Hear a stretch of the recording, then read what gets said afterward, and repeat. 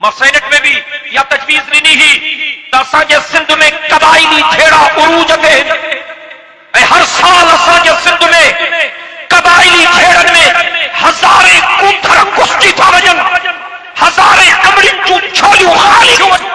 असांजी सिंध में क़बाइली झेड़नि जे सूरत में तमाम वॾी तबाही आयल आहे। क़बाइली झेड़नि खे कंट्रोल कयो। मां पुछो वियो त तव्हांजी तजवीज़ कहिड़ी आहे?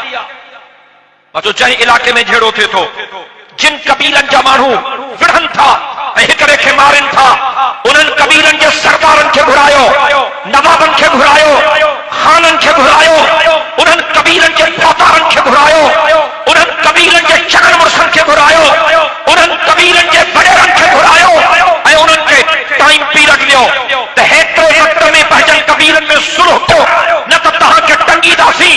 10 ॾींहनि जो टाइम ॾियो, 15 ॾींहनि जो टाइम ॾियो, 20 ॾींहनि जो टाइम ॾियो।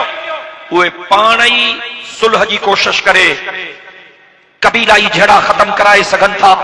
ऐं जेकॾहिं न थिए इएं त तव्हां उन्हनि भोतारनि, सरदारनि, खाननि ऐं नवाबनि खे टंगियो ऐं उन इलाके जे इंतिज़ामी आफ़ीसरनि खे टंगियो।